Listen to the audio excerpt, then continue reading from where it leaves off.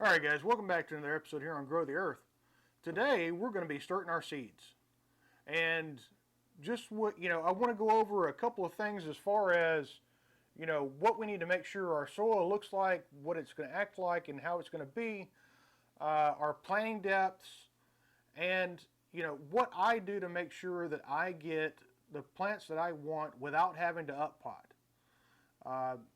Like I said in my previous video, if you watch that, about us sifting the soil, and I'll link that video right over here, about us sifting the soil. That way we don't have to up pot, and we plant right in the pots that we're going to take outside, and we're going to take these plants and put them straight in the ground. We're not going to have to touch these plants again, other than, of course, to water them until they're ready to go outside. So, also, on another note, before we get started, just want you guys to know, if you're watching this on YouTube, that is not my only outlet for information. I have a TikTok, I have a Rumble account, and I have an Instagram account. And there is different information on most all of those places. And likewise, you're watching on Rumble, check out my other accounts. They're all Grow the Earth, some variation of it. And, if you're looking to grow your garden better, then you need to get all the information you can. That's how we've all learned to evolve and grow, is by gaining information, either through our own experience or through experience of others. So use my experience of growing for years to help grow your garden better. So again, we have our sifted soil here, and the first thing that we need to make sure that we do is moisturize this soil. You don't want to plant in dry soil. It needs to be moist. Now, when I say moist, I don't mean dripping wet. I mean it needs to be moist and damp. And so what we're going to do is we're going to take our water here, and I'm just going to pour it straight into here. And we're going to have to get our hand a little dirty, because we need to mix this around and get this down into the lower, all the way through this soil. And this is going to take quite a bit of water, because this soil was actually dry. If you're pulling your soil out of your garden, or possibly out of a bag, or even out of your compost pile, your soil is going to have a lot more moisture than this does at this moment. This stuff is mostly powder dry, so we're going to have to add quite a bit of water to get to the moisture level we want.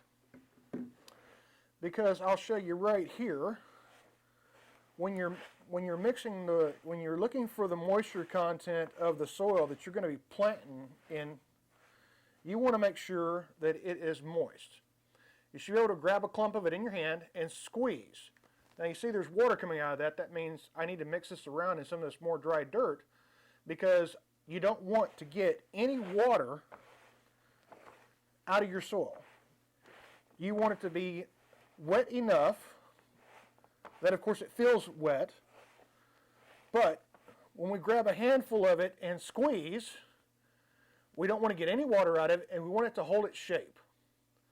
If it can do that, then it's perfect. Any moisture than that, and what we can deal with is disease, and it actually invites disease, and the extra moisture can actually rot your seeds in place to where they will not germinate. So we need to be very particular about how much moisture that we're adding to our soil here. And once I get this mixed up, I'll come back to you guys here. Alright guys, now we're back. We got this all mixed up, and as you can see, we've got this to the right consistency. This is moist, but it's not dripping wet. And this amount of soil took a little over a gallon of water in order to get to this moisture level. Now the amount of water that you're going to add into your soil to get it to this moisture level is going to vary depending on where you got it from and what kind of level of dry it is and all that nice stuff.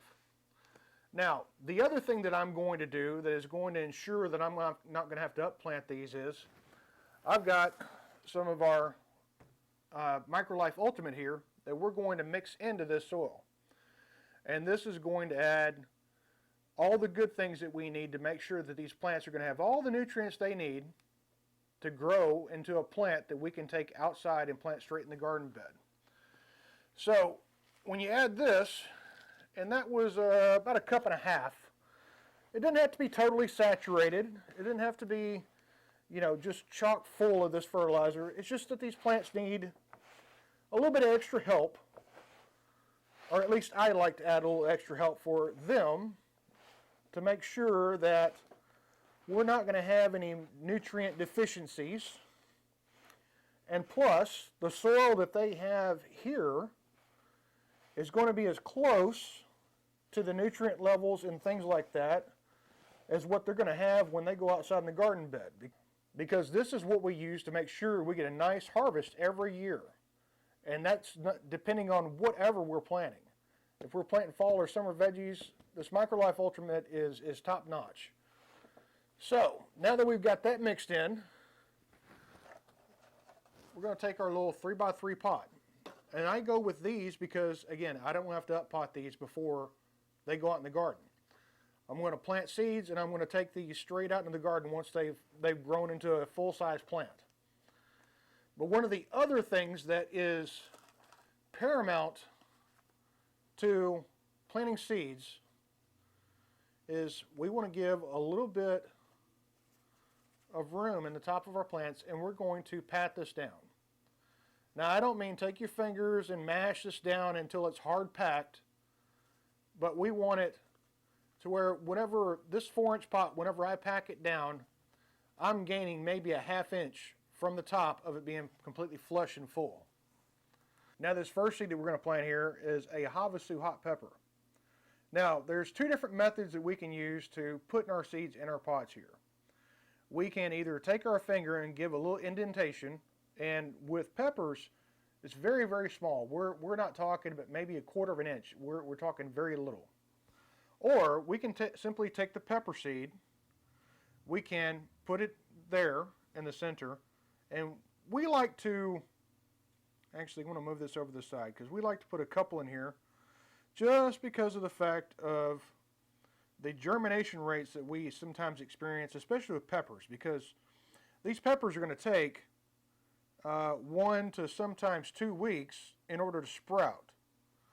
And by multiplying the amount of seeds we have in here, we multiply the amount of plants that we can have that will germinate. And therefore, if we have 2 of these seeds that don't make it, we still have 2. But this one is, we're just going to take some more of this soil, and we're just going to gently cover them. And you don't want to really pack this down, especially not on top of pepper seeds, because of the fact of we have to think about how pepper seeds are germinated. In nature, the peppers fall off the plants, and the only thing that they have to cover them is the actual old pepper. As it degrades, that's what covers your pepper. So it has a very, very thin layer over the top of it that it has to break through in order to sprout the next year. So if you go planting these guys, a 1/2 inch down, 3/4 of an inch down, they're just not going to make it, because that's not how they do in nature. The rule of thumb is you're going to plant that seed the depth of its longest dimension. So if you're looking at like a bean is going to be about 1 inch long. You're going to put those 3/4 to 1 inch down. If you're looking at a pepper seed where the widest portion on it is only 1/4 of an inch, that's as deep as you want to go. So we don't want to bury these very deep, because that's going to hurt our germination levels extremely. Now for us, we're going to put these in these little bins because these fit in our little greenhouse out here. And that's actually going to be in my next video, is me going over our greenhouse and showing you what lights we use, how we do our greenhouse, and how we're going to get the temperatures in our greenhouse up without using heat mats. But we like to use these little bins because we can get usually 3 wide and about 4 or 5 long, and we can fit multiple plants on one shelf, and they'll all grow perfectly fine until we need to put them outside. So guys, that's our seed starting. We have plenty more here that we're going to continue to do, but we've shown you one, giving you the information and the tools on how to do this, and if you planted one seed, you planted them all. There's not a whole lot of variation, especially not with our summer plants. I know for us, for our fall plants, we just direct seed most of those because they're usually a faster growing plant and they always tend to do better. But we always like to get a head start on our summer plants because we're going to give these plants the best start they can before we put them outside, because they need to be well established before this Texas heat comes on. Because if you're sticking poor little seedlings out there in the midst of 90-degree weather, which we're going to be in very, very soon, and they're not established, you're going to have issues. These poor guys are going to die out, and it's just not even going to be funny how severe the stress is going to be on these plants. So guys, this is going to be the best thing that you can do for your plants to give them the best start that they can in order to grow a healthy plant. Because no matter what you do outside, if you don't do it right here, the plant is going to suffer. So we need to sift our soil. We need to make sure we have the right soil content. If you're not up potting, you need to make sure, I would say, now this is just me, but I would say to put a little fertilizer in there with them. That way they've got enough nutrients to grow into a decent sized plant before you stick them outside. Because once you do this step and those seeds sprout, there's no going back. You've got what you've got. The next major component is the light that you give it.